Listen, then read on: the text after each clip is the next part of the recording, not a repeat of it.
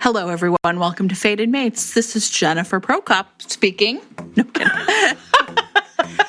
I will be your host today as we interview the wonderful Sarah McLean, author of Heartbreaker. Oh, thank you. One of these again, you guys. I believe before we started, she said another fucking book, but you know, I'm not gonna. I didn't mean it that way. What I meant was another great book from Sarah Well, McLean. you meant another fucking book, right? Because this book do. bangs. This book really does bang. Oh my God, New Yorkers. Adriana and I went to this amazing place called the Center for Fiction in Brooklyn this weekend, and it is so cool. It's in downtown Brooklyn. It's like a lending library of that's cool. Remarkable. It's half library, half bookstore, half cafe. I'm not good at math. And then, like, if you're a member, there's an event space, and if you're a member, there's apparently this like secret upstairs space where you can go and like just be a member of the Center for Fiction. And we went there because they have this deal with Netflix, this summer screening series with Netflix, where they're screening adaptations and other things from that are Netflix properties, and then there's like a discussion about them. But now I can't remember what brought this up, but I just want to say, if you're in New York, if you're in Brooklyn especially, you can become a member of the Center for Fiction. And I'm sort of like, I maybe want to be a member of this place, but would I go there is the question. Would I get myself out of my house to go there? And, but it would be nice. It sounds nice. But I wonder if we could do our live there, Jen. Ooh, I like that idea. We're talking about a New York live in the spring, you all. Yes, we are. We are talking about a Chicago live in the fall, but it was really, honestly, way faster than we thought. And so... But you'll see us. Yes. Well, I mean, you can see us. We won't be, like... We won't be Fated Mates. So Sarah and Adriana, and I don't know who else, some other romance authors, I assume, will be on a panel at Printers Row Lit Fest in Chicago the weekend of September 10th and 11th. I believe that your panel is on Saturday, whatever day that is. I believe you. According to Adriana, it's happening on the 10th. And I will not be on the panel, but I will be in the audience, and maybe afterwards we can find a cool place to hang out with our fans. So... Oh, that would be fun. Let's do a meetup like we did the last time. Listen, Printers Row, no offense to all the rest of you book festivals, especially not on this particular episode of Fated Mates. I love you all. No, but seriously, that Printers Row Book Festival, which I used to do every year before the pandemic because I love it so much, and not just because it's in Chicago and Jen is there. In fact, I think that was the first time we ever met in person. That's the first time we met in person. It is. But Printers Row is a great festival. The people who go are so fun. You can meet other writers, you can meet other readers, and I've always done a meetup after the event, and so we need to figure out how to do that this time. So stay tuned, Chicagoans. Love Sweet Arrow, I think, is going to be a vendor. So there's also going to definitely be like romance stuff. I'm not sure.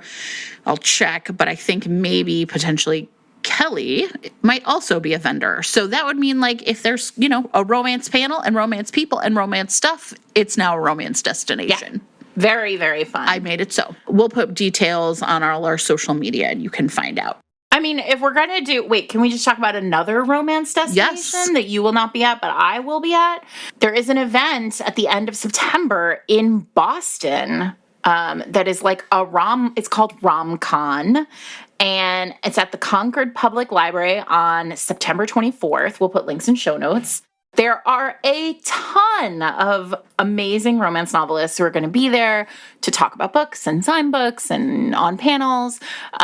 Lots of fun people who including Loretta Chase. Oh, what? So, oh my goodness. That's amazing. That is a big one. We're super excited. That is an all-day affair on September 24th in Concord, Massachusetts. Can I say one more thing about my personal bookish plans, everybody? So I have to take Little Romance back to college Labor Day weekend when there are no events going on because Labor Day weekend.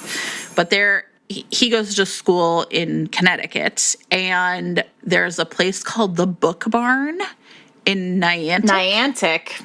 And apparently it is like 4 different buildings of used books. And I drop him off at college on Saturday. I don't go back to Chicago until Monday.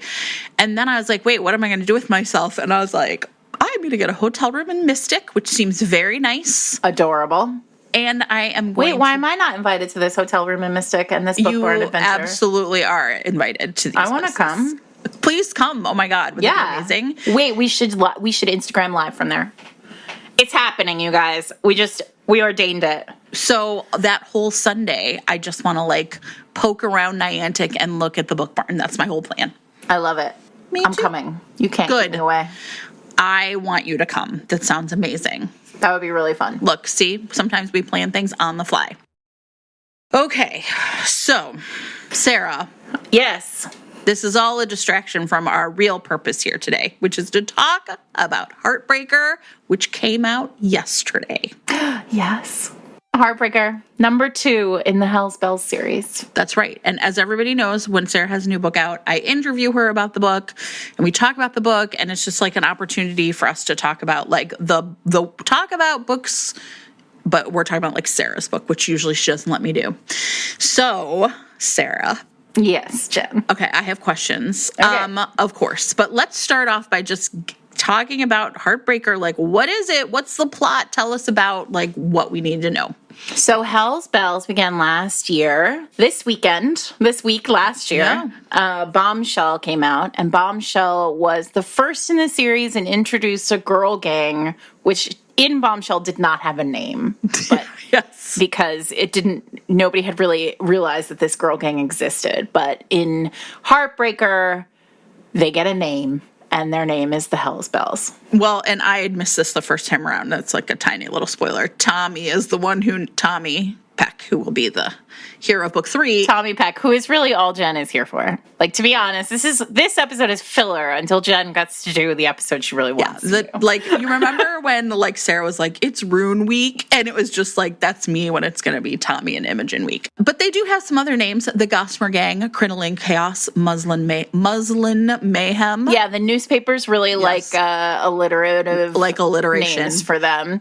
There is a sort of sense that these women are causing. Now the women are involved, and nobody likes it when the women get involved. And they are like, in the last book, in Cecily and Caleb's book, which was Bombshell, they brought down a bad dude who had been bad to both of them.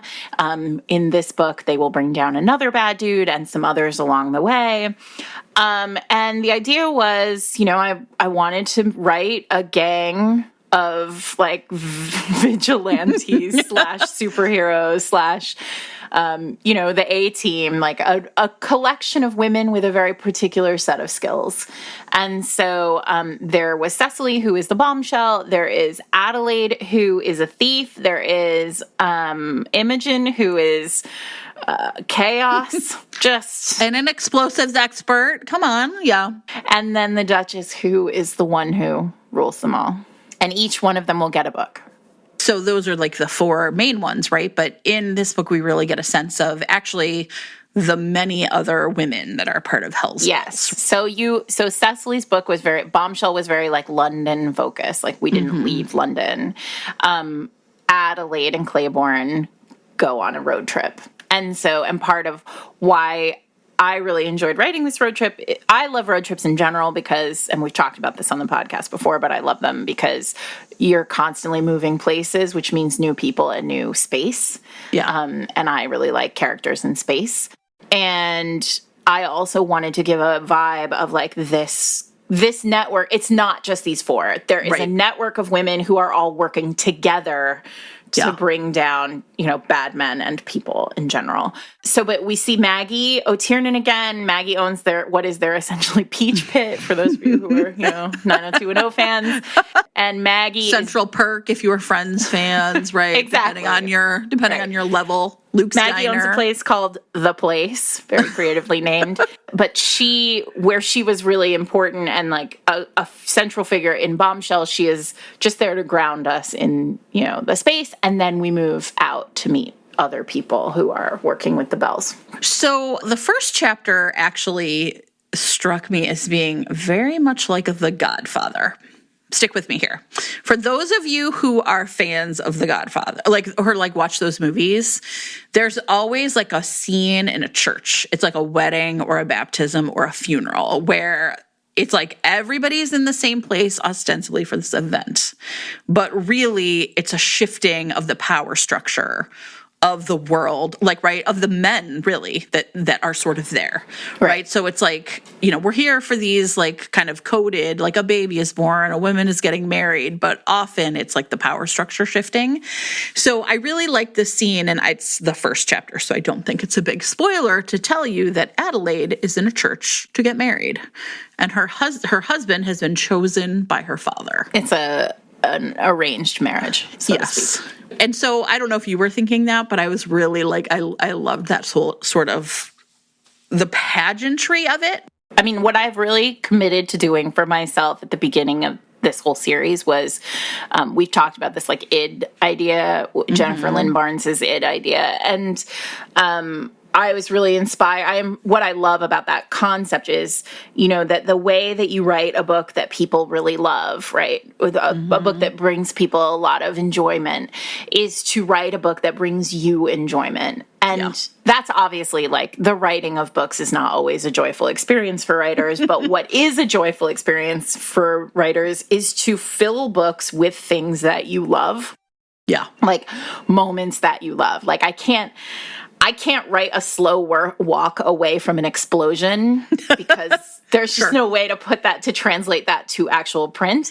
But what I can do is I love scenes that screw up a church. Because right.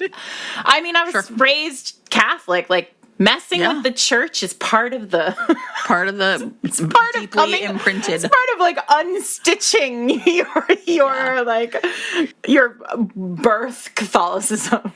Yeah, but and this scene and the next one, right, which happens 5 years later, sort of when the kind of now the book really opens, like Bombshell, really it's like reading an action movie. Yeah, right? Cold opens. It was designed as a cold open. Like when you watch like any James Bond movie, right, or a Marvel movie, or like any of the movies that like begin with kind of a in full action moment. Yeah, and there's this rule in genre that you're supposed to like start with action, and I was like, well, what if you start with actual action? Like, what if you start with like a fist fight or a, explosion? And how does it look when you refract that through the lens of a romance novel? And of course, it looks like the hero is there. Yes. There is both characters are on the page. Well, right from the jump. This whole book. Which is probably why I loved it so much. Will be a spoiler-free episode, but we're going to talk about like some of the opening pieces. So Adelaide is at her father's office. She's breaking in to steal something in particular, but while she's there, she finds this box. Now, those of you in the Marvel Universe fans, I was looks like a Tesseract. She stole the Tesseract. Great, good job, Adelaide. That's going to be fine, right?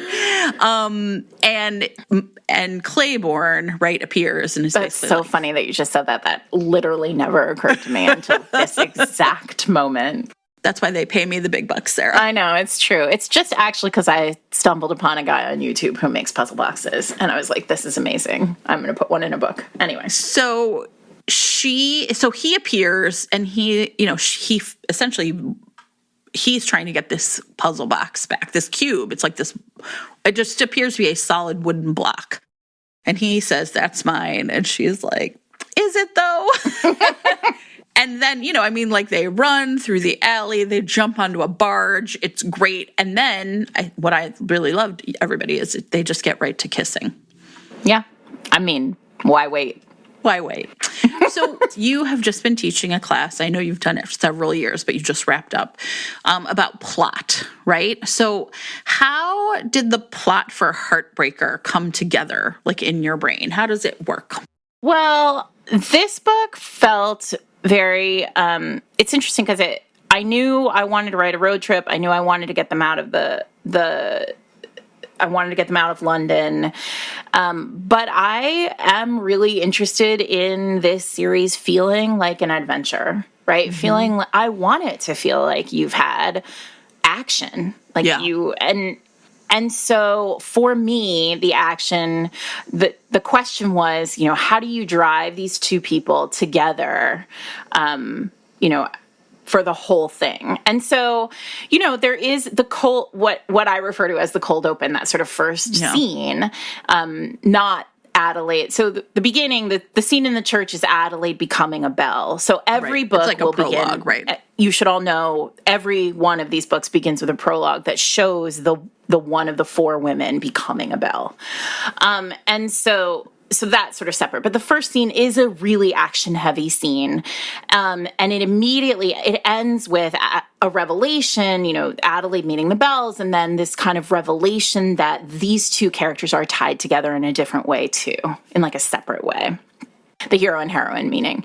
And so for me, it was very much like, how do I pack as much action and plot, right, external stuff into the first quarter of this book so that essentially there is enough gas in this engine to get us through a road trip, right, and all the way to Scotland, which is where they're going, before bringing them back to London for like the final set piece ending, which is a MacLean special. Yeah, so there's a lot of stuff jammed into the front of this, right? Yeah, the idea was like, can I make the first quarter as propulsive as possible so that essentially tangling up so many different chords that it takes the entire middle, like the second and third quarter of this book to unravel them all.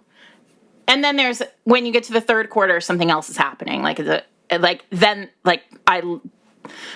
So the idea is you fill the whole balloon, right? You fill the whole balloon with air, or you to use the same metaphor, you fill the tank with gas, right? All the way to full.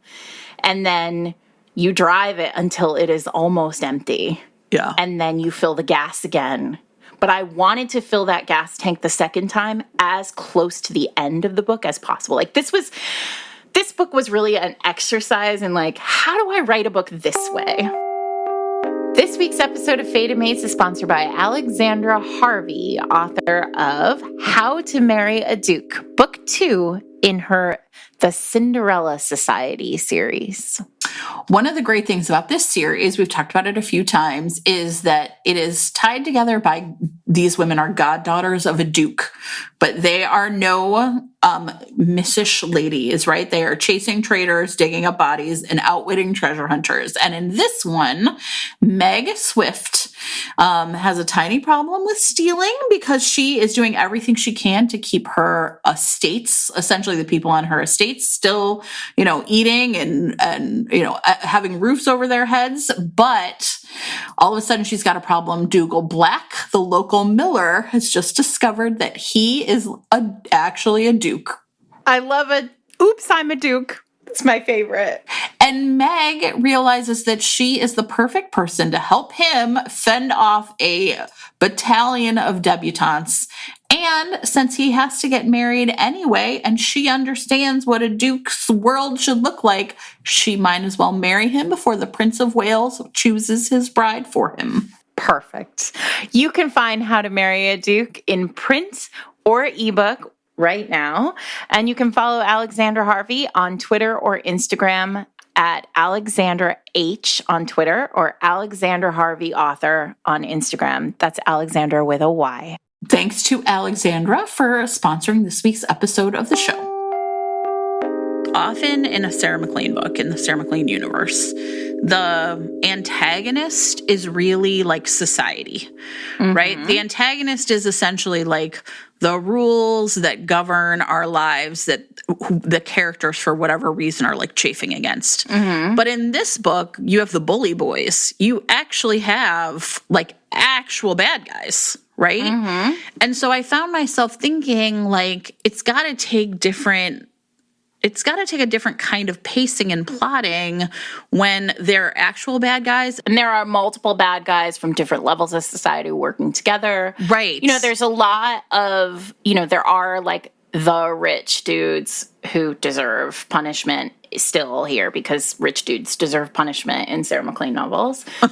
Yeah, it's a different kind of villain. The villain also, they're chasing, like the road trip, the goal that they are chasing is, Adelaide quite literally is trying to get to a woman she is attempting to keep safe. Yes. All while keeping her own secrets from Claiborne, which is a tricky thing for somebody to do while you're falling in love. She keeps a very significant secret from him about what they are getting, like what will happen. Right. Once they get where they're going. Exactly.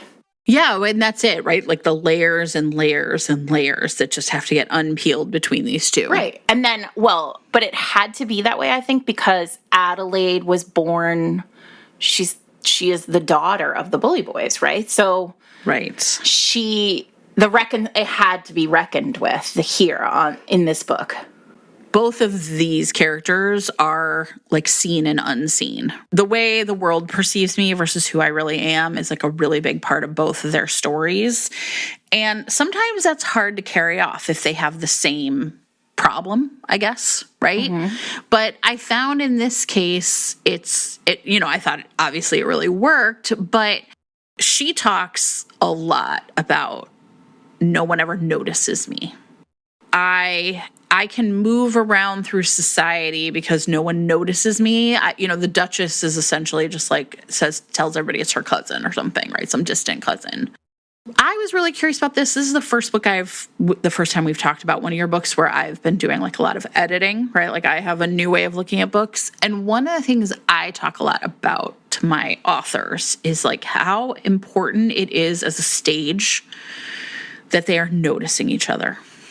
Right. He's been noticing her for 2 books. For all along. And she didn't notice that, right? But that's all there is, right? Isn't that kind of the whole ball game?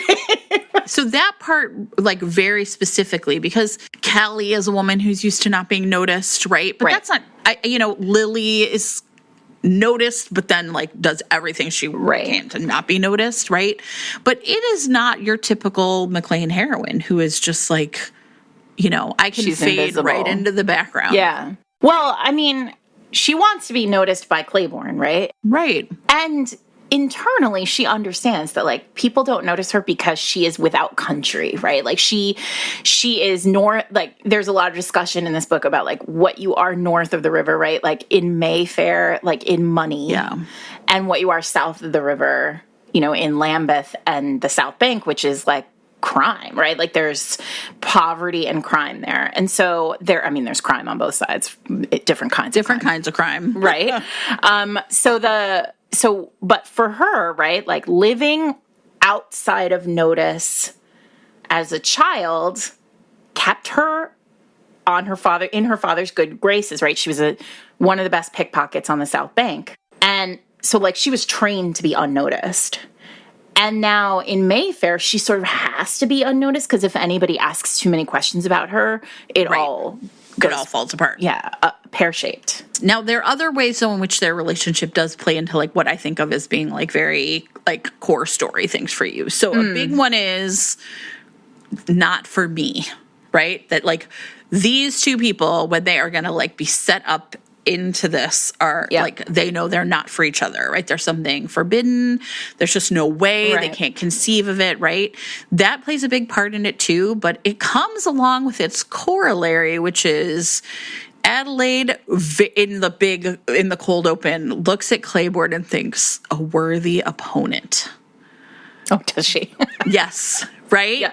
And I thought those two things together, right? Like that magnetism of like not for me, but a worthy opponent are real. I was like, oh yeah, that's McLean. Well, because they are, right? They're right. Like this book is about a race. They are racing to Scotland against each other. They are not together. Right. And I mean, of course they're together, you guys. Like, but like it's a game. It's it's fun in games. The race itself, like they're Adelaide. There's when they get to the first posting in, right, the first goal, she's kind of fucking with him. Like she's like, I beat you here, and now I'm going to show you all the other ways I can, mess with you. Right. And nobody's ever messed with Claiborne. I think this is one of the few books that I've written where the heroine feels not for me more than the hero. Right. Exactly. She's the one who thinks not for me. She's keenly aware of class and money and birth and power. These are the characters you are interested in writing, but to put these two together also seemed like new and interesting, right? Because she really, even though she thinks like not for me and a worthy opponent, also is determined to best him at every single stop. Like there's nothing missish about her. Well, there can't be, right? She can't afford that. No. Like being missish, being pretty, being gentle or soft in any way is not how Adelaide has ever won. No. And she also has the temper. So that's the part too, is like seeing her kind of rooted in Hell's Bells. We got a really keen sense of how these other women have helped her kind of become who she is, right? Yeah. Whereas Claiborne is the one who seems very alone, right? Like that really seemed kind of flipped in some ways. Now, my question about Claiborne though is he and Adelaide have kind of a run-in in Bombshell where he is a real stick in the mud. Yeah, he's a real asshole, yeah. He's a real asshole to her. When you do that, right, you like seed a kind of couple in one book, how hard, did you want it to change? How do you deal with that? Anytime you put characters on the page in an earlier book, you are locking doors, yes. Right? And that is a particular challenge in this book because the moment where they go head-to-head in Bombshell, he really comes for her. Mm-hmm. And he embarrasses her in that moment. And what he's essentially trying to do, it's revealed in Heartbreaker that, like, he was aware of, like, the danger that she was putting herself in that moment. And he just, like, did what he could to get her out of there.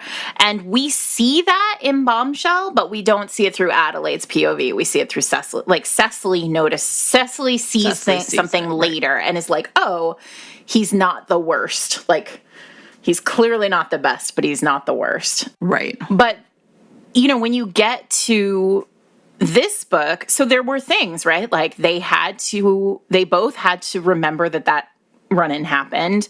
There had to be a reason why that run-in went the way that it went.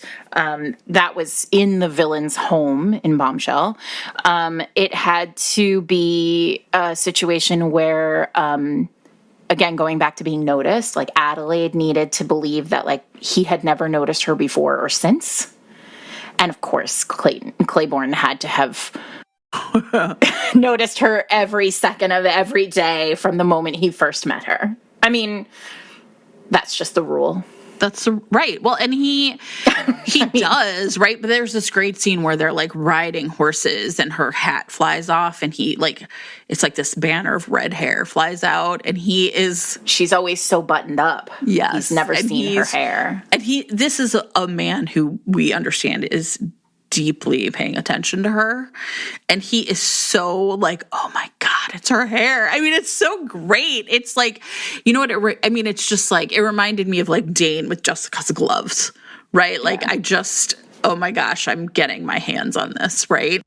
So it's really interesting the way. Oh, what a poor dummy. I know. Well, and here's the other part that's really funny, Sarah. And then a thing happens and it's funny. And then, right, I'm not going to give any. See, no spoilers. I know, but still. The thing that was also really funny for me was I was thinking about my first experience of reading this. I read like a Word document and it's like halfway through that she calls him Henry. And I was like, oh, his name's Henry?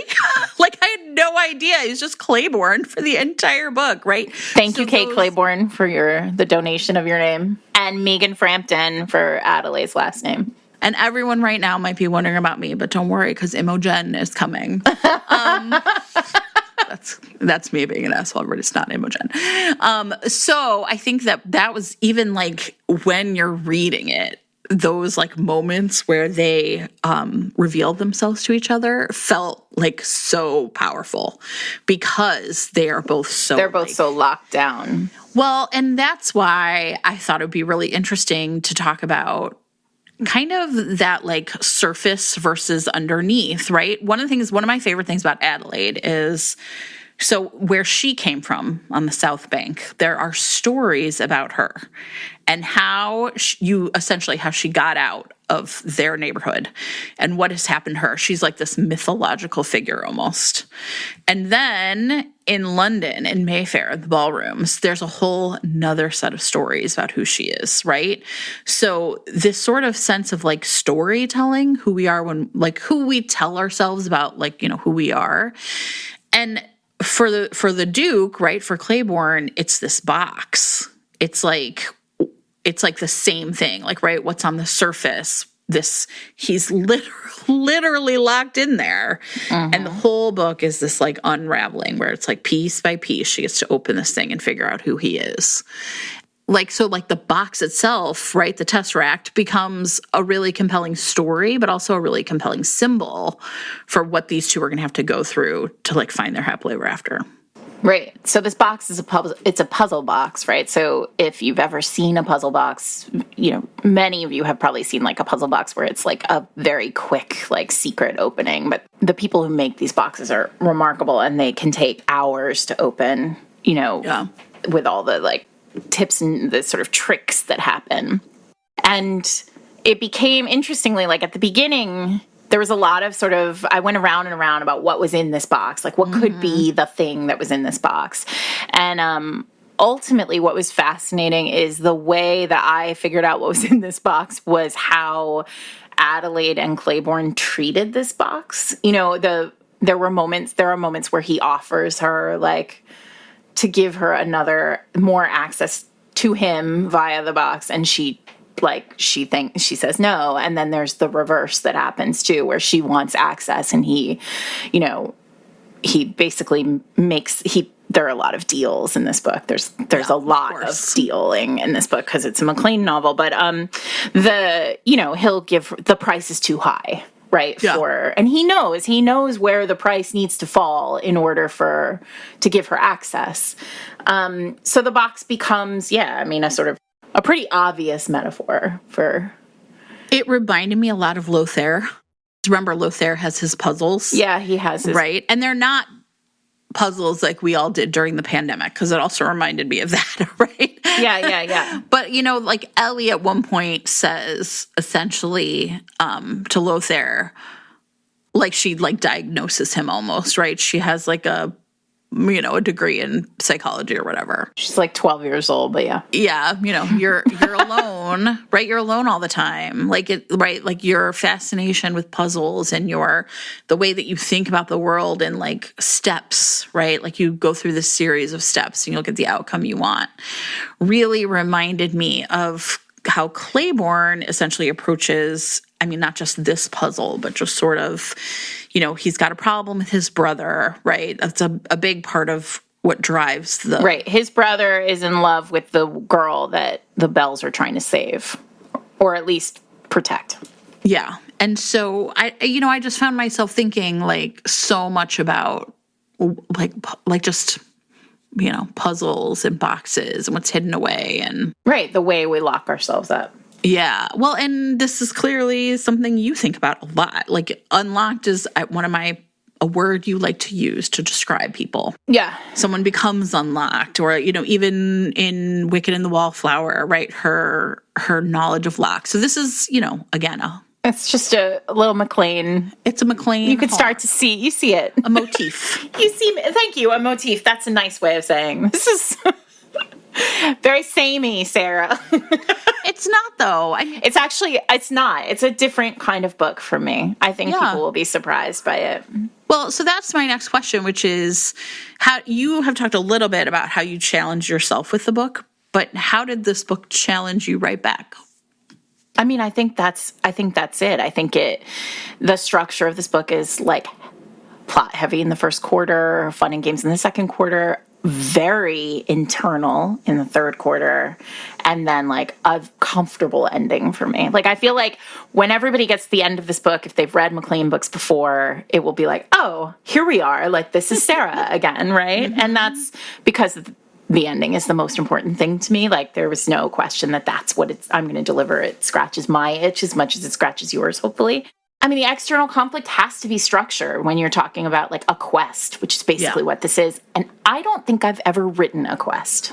You have written road trips, but this is not really a road trip. It was a quest. There's an item that they are chasing. Yes. I mean, it's a person, but still, there is an item they are chasing. Right. So I talk a lot when I talk about conflict in books. I talk about, when it gets too easy, you throw them a wrench. You have to gum up the works for a little while. In this particular, like when there is a very concrete item that they are chasing, it's a different kind of story. Yeah. And so, I thought a lot about, well, what is it, how did Thea Harrison do it? How did, what are the Talisman High books look like? Mm-hmm. And I think that's what's fascinating to me is I really thought people would come back from reading this book and say, oh, it's too much action. And what's interesting is the response from at least early reviewers is incredibly different than what I expected. So you never know. It just goes to show you just never know.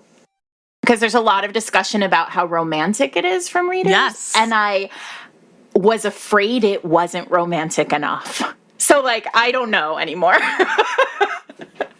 This is, I think, this thing you and I were talking about, right? External versus internal, right? Mm-hmm. So there's a big external driver, right? But every time they are together, which is all the book, it's just like them mining, really getting in the, getting down in there and mining out, right? Their feelings, their fears, the things they're worried and afraid about, right? Well, and that's in part because, right, they're chasing his brother. The quest is to reach his brother. So, and his wound, right? Claiborne's wound is deeply related to his brother. Yes. So all that past stuff comes out probably earlier than it usually does, or it starts to hint itself right away from the first night that they're, on the road. This week's episode of Fated Mates is sponsored by Kindle Vella, publishers of Rebecca Zanetti's Knife's Edge Alaska series. This is great. In the first season of this series, Agent Ophelia Spalazzi is sent to the wilds of Alaska to investigate some unsolved murders, which puts her in contact with sexy Sheriff Brock Osprey. This is great, missed a town meeting and was elected sheriff. So listen, if you don't show, you get to be sheriff. I mean, that in fact, everybody's going to show up for every town meeting now. So you've got that city girl versus country boy action. She's so much more prepared for him. There's all these dangers they don't understand. Oh. And of course, a woman sleuth, a wounded hero, a small town, and probably they're going to have to snuggle to stay warm. Oh, well, I was going to say, I bet there's danger banging because Rebecca Zanetti knows the job. Of course she does. That's implied, obviously. We are big fans of Rebecca here at Fated Mates, and we would love for you to be big fans of Rebecca too. You can do that right now by heading over to amazon.com/Kindle-Vella, that's VELLA, and downloading immediately the first 3 episodes of Knife's Edge Alaska. After that, we're pretty confident you won't be able to stop. Thanks to Amazon, to Kindle Vella, and to Rebecca Zanetti for sponsoring the episode. Okay, so another big adventure romance that came out this year, Something Wilder by Christina Lauren. Mm-hmm. And one of the things is also a quest. Also a quest. But the thing that is different, and this is where I want to talk about the third act to me, is at the end of Something Wilder, right? They essentially find what they were looking for, but it's almost more like Pulp Fiction-esque. You don't ever really know what's in it, but the characters do. And in this book, they that it can't be because of what's in the box, right? What's in the box instead is just pure emotion that's been locked away. There's a really brilliant TikTok by a woman who's, I will put a link in show notes, is M Kick is her name, EMM Kick. And she compares you and Lisa Kleypas and your third acts. Mm-hmm. It's 3 minutes and it's brilliant. I know. And she really just nails it. She just dragged me. Like, I was like, oh my God. You felt that way. I was like, thank God Sarah didn't see this 3 years ago, or she would be the co-host of Fated Mates and Never. That's how I felt. She's really smart. And Yeah. and talk about somebody who, I mean, that she nails it. Yeah. In a way that I never, I'm too close to it, right? I can't see it the way other people can see it. Her delivery is so spot on and so perfect that it's like, I would have been like, blah, blah, blah, blah. And she's like, here, let me just like get down to it. And one of the things she talks about is the third act, as she talks about in Clapus. The thing that happens in the third act is essentially something external, right? Someone's going to get kidnapped. There's a fire. The brother turns up. Winterborn and Devin go over in a train, just something wild. And this is sometimes now, when these things, a Clapus-like ending happens, that readers will sometimes kind of be like, you can't do that. I'm like, yes, you can, right? Something can come out of nowhere. This is the life. Right. But what she says is that in your books, in the third act, if Clapus is turning the plot up to 11, you are turning the emotions up to 11. Yes, because I like to break people. Yes. Lisa's probably nicer than me in real life. In fact, I can confirm Lisa is nicer than me in real life. And that this is all about like the relationship to sort of the HEA, right? Is like, what does like the HEA look like if that's what you're turning up at the end of the book? I don't know that I have a question. I think I just wanted to talk about this because it's so brilliant. I mean, yes, she said that and I was like, oh my God, it's true. And what's fascinating about that is that usually somebody referred to this as a discovery writer to me this week, and I think that's really interesting. Like, so I don't know what anybody's wound is when I start the book. Like, it takes me 70,000 words to really get there. Like, it takes me until the beginning of the third act, usually, to, like, figure out what's happening emotionally for these characters. I can't start a book until I understand what, like, that set piece is, that the big explosion or the big conflict, the external piece that, like, fills the gas tank again, right, at the end of the book, and gives you enough runway to finish out the emotional bits. So when she said that, I was like, that's so fascinating, because I actually don't think of it as turning the emotions up to 11 there. In fact, if I had to think about something there, and I do, right? I don't start a book until I know that moment, the third act turning point. It's always external. It's like, in Daring and the Duke, it's like, well, ultimately he's going to have to burn this house down. So how does that happen, right? And so burning the house down obviously is a metaphor in that book for all of them. But I don't, I don't think of it that way. I think of it as like, that's the moment that the readers are going to remember, like, that happening. So for this book, I knew that at some point Adelaide was going to have to go back to the South Bank. Right. Right. Of course. And she was going to have to go back there triumphant. Like, she was going to have to go back there stronger than she'd ever been and do a thing. And also, her fear of being alone, and like her fear of not being, like, her, like, all of the pieces of the puzzle had to come to pass there, right? Like, we had to see her.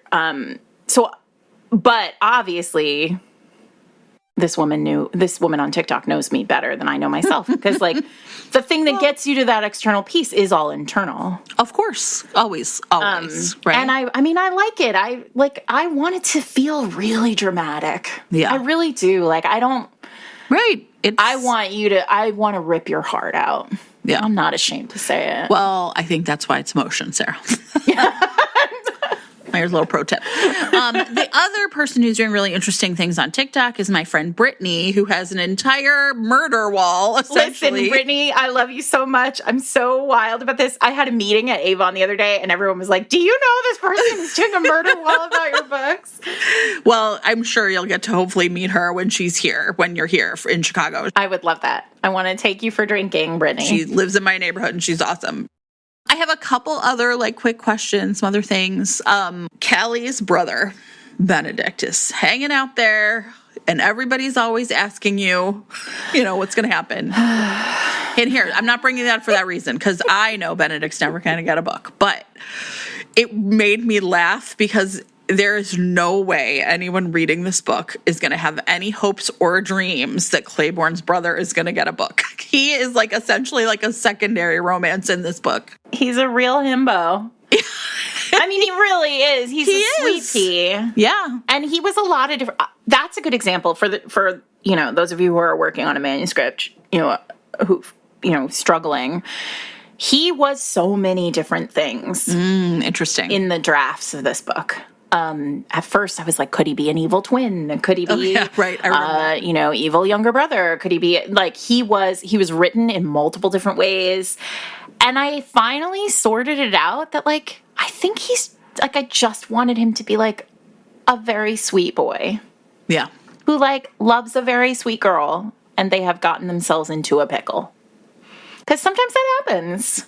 In another universe, they would have been the writer, they would have been the main. Oh, 1,000%. And there was I thought a lot about like, should I be writing a secondary love story here? Like, should there be interstitial chapters with this couple like chasing across England? And, because she's on the run from a very bad dude who is her father, right? My father was not a very bad dude, but both of the main women in this book have terrible fathers, and though different kinds. I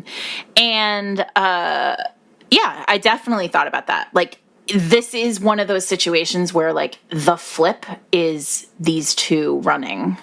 Yeah, but truthfully, when I started really thinking about that, I was like, what's the conflict? It's just two people running, right? It's a romantic suspense. That's not your story, right? Like, it makes sense to me that you would not necessarily be interested in that story. And I think that's because of something else. Like, I know, obviously, this woman on TikTok knows, which is over time, you're interested in this question of like criminality, right? And as opposed to what she says is like Lisa Kleypas is interested in industry, right? We got like Tom Severin. And I think there are two sides of the same coin. I think probably she would say the same thing. But the thing I was also just kind of thinking about is Adelaide is really like our criminal here. The Bells are. But there's very much a Robin Hood vibe specifically to it, right? Everything that is done, it's like, it's not really criminality as much as it is deciding which rules can be broken in order to achieve a greater good. Well, yeah, because there are a couple things, right? So there's a quest that's going on in the book, and that's the overt external plot. But behind the scenes, going on beyond the view of obviously, when Adelaide and Claiborne are racing across England, they are not in London. But in London, the Bells are doing a thing. And so there are, because this series is about all of these women working together. So they are doing a separate thing that's happening, along in the past or on the sidelines. And, when you say the Bells are criminals, yes, of course they are, right? But I tend toward thinking, and this will surprise no one, especially you, I tend toward thinking of criminals I've written a lot of criminals, right, in my books. I've written more criminals than not criminals in my books, I think. And, what society might point to and say is a criminal. But I'm really interested in, like, when crime is necessary.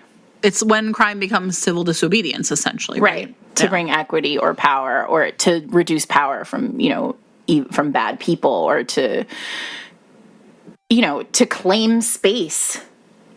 Right. Civil disobedience. You will never see my characters kind of like speaking in Parliament, but Claiborne is like, he is known as, a man who is trying to do the right thing. Yeah, and it's like right there again. That's like two sides of the same coin. Like they're coming at this thing from a different vector. The thing that's great. So I'm gonna quote a little bit of the book for you. I don't typically do this, but Adelaide says to him, "I am a woman alive in the world, Your Grace. My existence is politics, whether I care for it to be or not. It is not the politics, but the politicians." And he says, "You do not think we can make change?" And she says, "What a jerk." right? Because he's never thought of it this he way, has so much right? power. Yeah. Sure, right? And she says, I think large groups of powerful men have little reason to make change.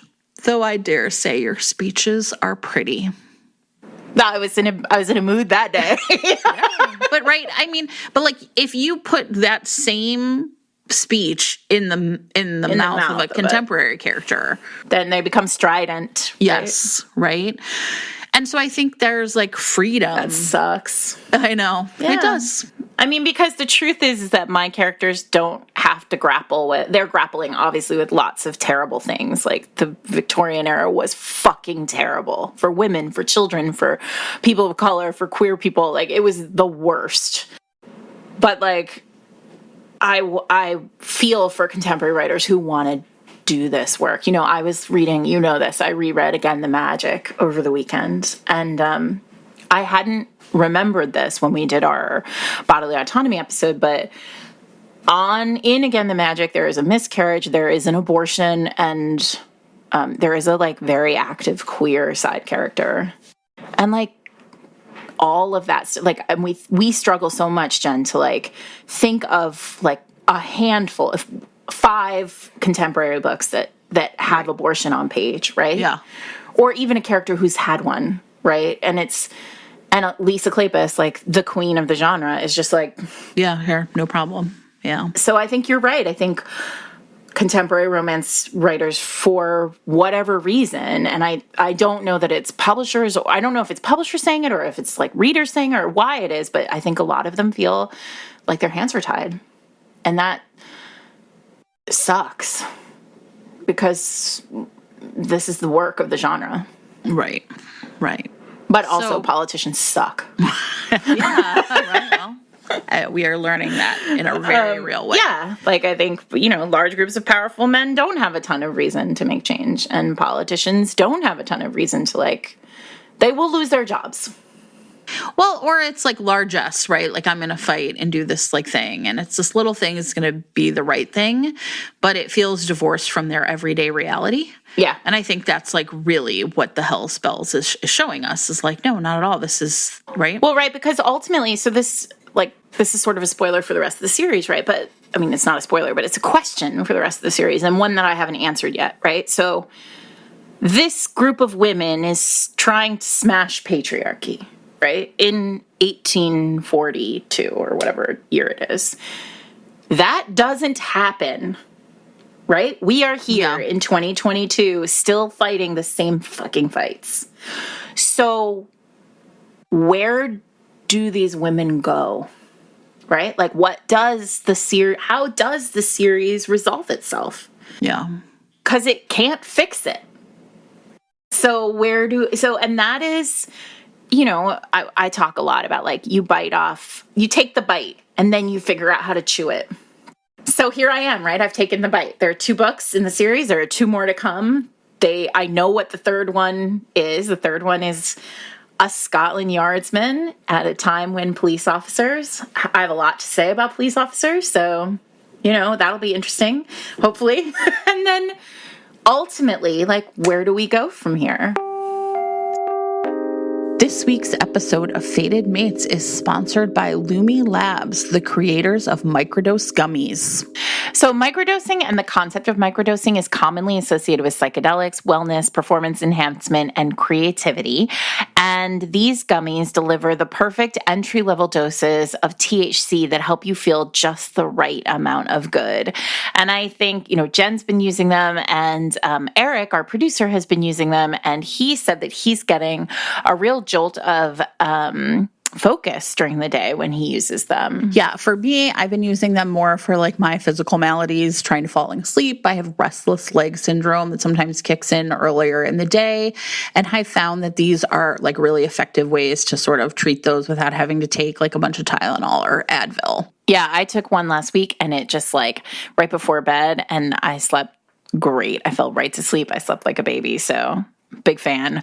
Microdose gummies are available nationwide. To learn more about microdosing, if you don't know much about it, just do a quick search online or go to microdose.com and use the code FATEDMATES to get free shipping and 30% off your first order. You can find more links and information in the show notes, but that's microdose.com and the code FATEDMATES.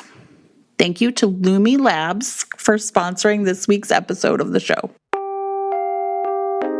And I think the thing I wanted to sort of end with is talking about like community, right? Because this TikTok talks about it, but we have talked about it extensively before too. Like we used to get book series tied together by the relationships of men. And even with the soiled S's, it was like two of the sisters, right? But it was a very personal, right? It was like, Seraphina had been done wrong and her sisters sort of rally around her. And Lily is not one of their sisters, right? But here in this book, we really get like women in community. And I think you and I have really learned a lot about community from our listeners. Yeah. Right? And I'm going to cry a little. Like when we put out an all call and say like, hey, let's make phone calls to Kansas, our listeners are the ones, right? And I think that there's something really powerful in remembering like where this all goes is it's not about winning, it's about fighting. Right. It's about the team. I mean, ideally, it would be about winning, but we are still fighting these fights, but we are still here. Yeah. Right? And I also like, it's hard, right? It's hard grappling with men in romance novels, like heroes, at a time when it doesn't always feel like they're on our side, right? And I think that part of what I want this series to be is like showing as many women on page as possible with partners who let them shine. And that is, there are several characters. I mean, you see Caleb again here. Obviously, there's Claiborne. There's Claiborne's brother. There is a character who comes in at some point during the Lucia, the highway woman. Lucia, the highway woman, who is in a poly. Yeah, she's in a poly relationship. Which, listen, this is on my list. I was like, wouldn't that make a terrific short story for a newsletter? We deserve nice things, Sarah. Yeah, listen, she's fire, and those men love her. Yeah, and I want every person in the world to have a partner who lifts them up, but I want every woman who is feeling that it is rough out here right now to have a partner who really lifts her up and lets her lead and shine. And so that's the vibe. That's what's going to be in all these books, because that's what I want right now. And like, I got to decide. Yeah. Well, you did it. I'm very happy. I'm very proud of this book because I worked really hard on it at a time when it wasn't, it wasn't like the easiest thing in the world to write people falling in love. Yeah. And I set myself a test, and, the next book doesn't look like this. It's different. And that's the one thing, I think that's the promise I make, is like every book is going to be different. So right. Well, because you're challenging yourself with every book. I think that's really clear. So Imogen and Tommy are here on the page. Jen can attest. They are. There's a whole chapter. They were the parts she liked the best. No, you know what? Listen, I am very excited about Imogen and Tommy coming, but this book is terrific, and it's awesome. It's like its own thing, right? So it's not like a placeholder for me. I'm not like, oh, okay, I just reread the chapter with Imogen and Tommy. Like, I fell right back into rereading it. No, but there is a great moment where Claiborne, like, solidifies his place in the Bells by looking at Imogen and saying, it's warm in here, isn't it? And Imogen's like, yes, it is! Let's get it done. So great. It's so great. So it's really second books. I've written 2 series now, or will have written 2 series where there are 4 books in the series, and second books are really fun for me because they actually are fun in games. Well, and when we talked with Sarah J. Maas, it was really like sort of, that was like the idea, like what can you do with a second book? Mm-hmm. And I think that you're going to really see that in action here, which is really cool. Because the third book has to tee up the end. Yeah. And the fourth book has to really do the job. Deliver it. Yeah. Like the first book has to introduce the series. The third, in this case, in a 4-book series. Like I already know, I have not finished Imogen and Tommy's book. I have, and I already know what the end of that book looks like very clearly. And relating, like in the arc of the whole series. Yeah. But this book, I got to just play around. Can we talk about a couple little tiny things, which I think are great? Please. You have retconned Duchess to be blonde in this book. Yes, because I want Hannah Waddingham. I'm manifesting Rebecca from Ted Lasso. Yes. So Duchess. Now when you read it, everybody, that's who you seem. Oh, that's so funny. Worked, yeah. Right? Yeah. I announced it on Twitter, and I was like, listen, don't send me letters. This is, we know. We know who it is. It's Dear Hannah. You dedicated this book to your friend Louisa. Yeah, my amazing friend Louisa, who writes romance as Louisa Edwards, and Lily Everett, who has read all of my books before they have come out, who was there with me, like trying to figure out how to wiggle through the plot, in the deep dark days. But she is, as Mary Jane Wells says in the dedication, she is the absolute best. I told her that I think she should make it her ringtone. Her ringtone. Because it's obviously great. It is great. But she is. I dedicate it to my very, very good friend. So speaking of Mary Jane Wells, everybody, you can stick around at the end of this for an audio excerpt of Heartbreaker. First, I think we're going to do the prologue and the first chapter. Which is the cold open and The Godfather. So you're welcome. Sarah, is there anything like I didn't ask you about that you want to talk about Heartbreaker? I kept a big secret. Like Adelaide has like a secondary thing she's doing, and I didn't talk about it at all. A matchbreaker. I hope that, it's very dirty, I'm told. Yeah. It's fascinating. I saw a TikTok about it the other day, and it was like, this is really filthy. Have historicals always been this filthy? And you were like, yes. I mean, I will say that there was a point where Louisa was like, was it Louisa who asked that question about spanking on Twitter? I think so, yes. Yeah, because Claiborne has like pretty big daddy vibes. He does. We're all friends now. He's got some real daddy vibes. Oh, it's hot. There's like some praise kink in here. I mean, we haven't talked about the sex at all, but like, if you liked our daddy episode, you're probably gonna like Claiborne. I think Claiborne surprises himself, and that's what I kind of liked about it, right? It just felt like these two were really like well suited for it. They're gonna figure it out there together. They're gonna be fine. They're gonna be fine. You seem to have a lot of fun naming the local inns and taverns.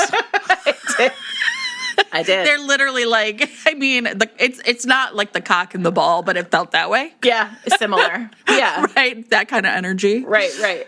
Yeah, no, writing a road trip is really fun because there are so many different people in every tavern. Peopling this world is very fun because you get to be north of the river and south of the river. Adelaide's father, who you will ultimately meet, is probably my favorite character in this whole book. Because even bad dudes have codes.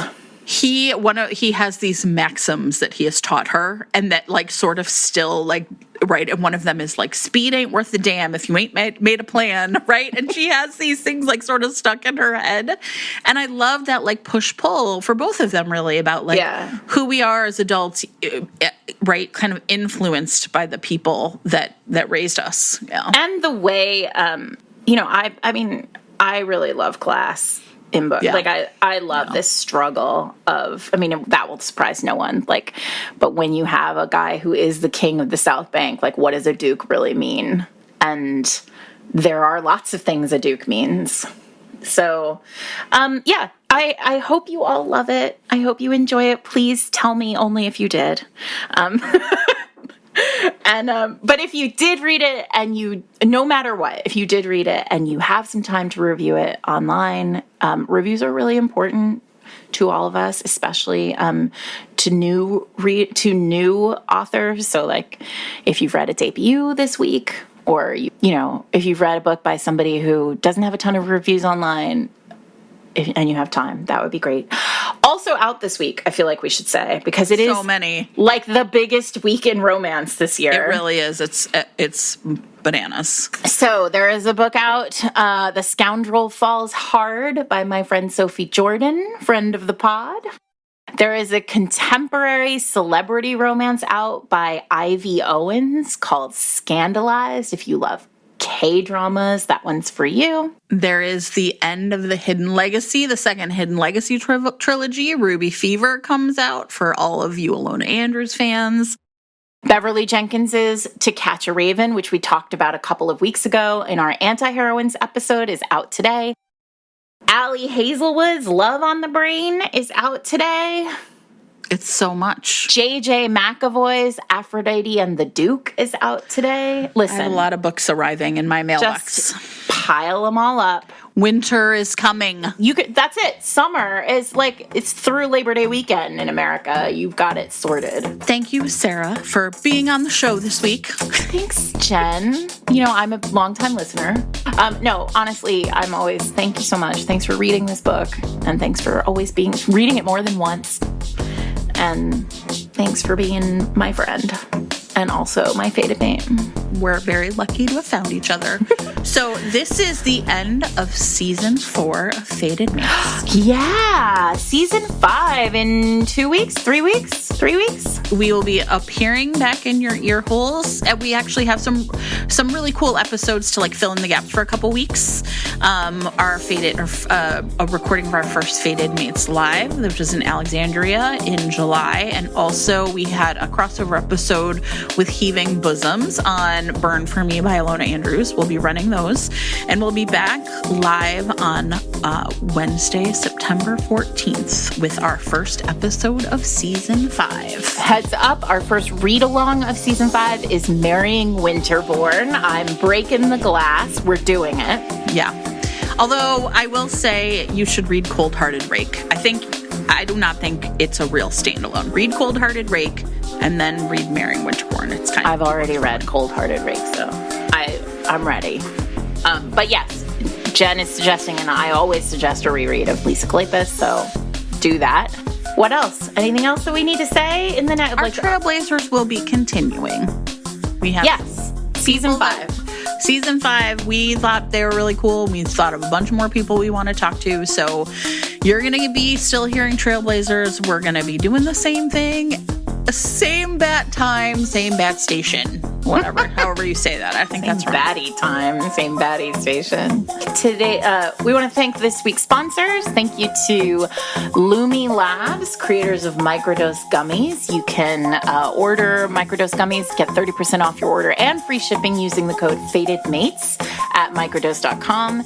Thanks to Amazon Kindle Vella, publishers of Rebecca Zanetti's Knife's Edge series. Thanks to Alexander Harvey, author of How to Marry a Duke. And as Jen said, stay tuned right now for Mary J. Wells, who is, perfect in every way, with the first 2 chapters of Heartbreaker. See you in September, everybody. Have a great break. For Louisa, the absolute best. Adelaide. St. Stephen's Chapel, South Lambeth, October 1834. Storm clouds, they said, brought good luck on a wedding day. The bleakness of the sky over the marriage vows, they said, would mark the bleakest point of a union. Sheets of rain, they said, would wash away any ill fortune fated for the couple, leaving only the future filled with good luck. After all, they said, weddings were the happiest of days. Times for blushing brides and fresh-faced grooms and new frocks and families full to the brim with joy at the prospect of doubling in size. What was a bit of rain against the promise of such happiness? Bad weather, they said, would make the worst of the day and the match. But what if the weather was not the worst of the day? What of the match then? That late October morning, as the rain came in sheets, thunder shaking the rafters, Miss Adelaide Trumbull stood at the altar of St. Stephen's Chapel in South Lambeth, the scents of incense and candle wax all around her, in a frock thieved in the dark of night from Mayfair's finest dressmaker, and considered the possibility that they were wrong. There was nothing blushing about Adelaide, the 21-year-old daughter of Alfie Trumbull, a brute with a fist the size of another man's face. Alfie had put that meaty weapon to good work as soon as he'd been big enough to pack a punch, and he'd built himself a small empire, such as it was, on the South Bank, the head of the Bulls, a gang of thugs and thieves named for the man who'd brought them together. Adelaide had learned fast that if she was to survive her father's violent dominion, she would have to earn her keep. And by 6 years old, she'd been one of the South Bank's finest nippers, with long, slim, quick fingers that could lift a pocket watch or cut a purse, her mark none the wiser. A princess of thieves. And when it came time to marry, there was no question that her father would choose the groom. That was the role of kings, was it not? To marry off their daughters for land or power or an army made exponentially larger by the match. It did not matter that Adelaide was too tall and too plain, or that John Scully had absolutely no interest in her. Oh, he smiled when she came into the room, and he'd been more than willing to sample the wares, which her father had all but insisted she allow, and when he talked, he did so with the easy patter of a man who knew how to catch flies with honey. But he didn't have any interest in catching Adelaide. So she expected that once she was caught, there'd be far less honey than there would be vinegar. What mattered was that Scully was the leader of the Boys, a smaller, newer gang making waves on the South Bank. More anarchy than organisation, the Boys posed a danger to residents, businesses, and the kingdom belonging to Alfie Trumbull, a man who believed strongly in the adage that friends should be kept close and enemies closer. If that meant sacrificing his daughter to them, so be it. Adelaide didn't care for her father, and she highly doubted she would care for her new husband. But this was the life into which she was born, and if she was lucky, she would survive marriage to a monster better than her own mother had. Perhaps John Scully would die young. A wicked crack of thunder sounded, and it occurred to Adelaide that pondering the death of one's groom while before the parson would likely offset the good luck of the torrential rain outside. A tiny, wild laugh bubbled out of her. No one noticed. She adjusted her spectacles and touched her fingers to her throat, where the high lace collar of the wedding gown made for another was too tight. The priest prattled away, his words a run of stuttering gibberish, born of fear of what might come if he failed in following his instructions, no doubt. Adelaide made out something about Cana of Galilee as she cast a look at the man she was to marry, rocking back and forth on his heels as though he had somewhere else to be. Her gaze slid past him to his mother, seated in the first pew, the one hiding the entrance to the underground cellar that held 6 cases of weapons, waiting for whatever war Alfie waged next. The older woman's gaze was stern, as though they were before the magistrate and not the minister. Adelaide's attention shifted to the others in the row. 2 young women, Scully sisters, looking as though they might be rendered unconscious from the boredom of the day. Behind them, a row of men, Scully's brothers, one by blood and the rest by fire. Soon to be her brothers, too, she supposed.